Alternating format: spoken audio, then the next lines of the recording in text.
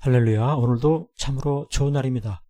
이 세상에서 잘 모르고 지낼 때가 있죠. 잘 모르는 것보다 확실하게 아는 것이 필요한데, 확실하게 알아야 할 것이 무엇입니까? 그것은 바로 예수를 믿는 자에게 영생이 있다라고 하는 그런 사실입니다. 예수를 믿는 자에게 영생이 있다. 오늘 이와 같은 사실에 대해서 본문의 말씀이 잘 이야기해 주고 있습니다. 내가 하나님의 아들의 이름을 믿는 너희에게 이것을 쓰는 것은 너희로 하여금 너희에게 영생이 있음을 알게 하려 함이라. 그를 향하여 우리가 가진 바 담대한 것이 이것이니 그의 뜻대로 무엇을 구하면 들으심이라 말씀하고 있습니다. 하나님의 아들을 믿는 것을 강조하는 이유가 무엇이냐? 하나님의 아들을 믿는 것, 그리고 그 하나님의 아들을 믿을 때 영생이 있다. 어떻게 이와 같은 일이 벌어지는가?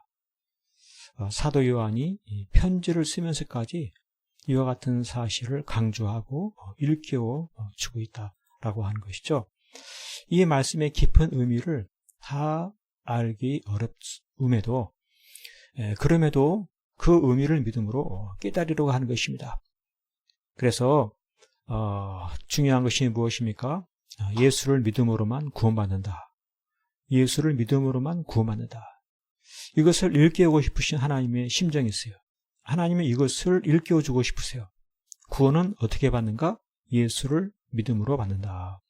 하나님은 바로 예수를 믿는 자에게 영생을 주시는 하나님이시다. 이것이죠. 그래서 믿음이란 이 말씀을 통해서 아들이 있는 자, 그에게 영생이 있다라는 이 말씀을 깨닫고 아들을 영접하고 예수님을 믿고 그리고 그러한 나의 구원을 확신하며 살아가는 것입니다. 그래서 이러한 믿음이 있을 때 그는 담대하게 하나님 뜻대로 구하며 기도할 수가 있습니다. 나는 구원받았고 하나님 자녀이니 하나님 앞에 담대하게 기도합니다. 하나님 뜻대로 기도합니다. 그럴 때 그는 응답의 기쁨이 넘치게 되는 것입니다. 놀라운 기도가 이루어지는 그와 같은 아름다운 복된 삶이 되는 것입니다. 오늘 우리의 삶 속에서도 잘 모르는 것들이 세상에 많이 있지만은 정말 제대로 알아야 할 것이 무엇입니까? 예수를 믿는 자에게 영생이 있다. 이것이 바로 믿음입니다. 믿음으로 분명하게 알아야 할 분명한 사실이다.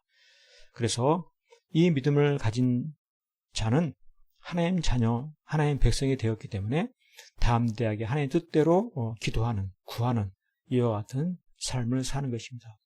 삶의 어려운 문제, 힘든 문제, 여러 가지 괴로운 일들, 믿음을 가진 사람은 담대하게 하나님께 기도하는 것입니다. 하나님의 뜻을 구하고 그 뜻대로 이루어지기를 간구하는 것입니다. 이와 같은 삶을 살아가는 그는 참으로 어떤 복을 받습니까? 풍성한 삶을 살게 되는 것이죠. 영생을 누리는 삶, 이 땅에서 구하는 대로 응답받는 삶, 하나님 자녀로서의 삶, 이러한 삶이 얼마나 새로운 삶입니까?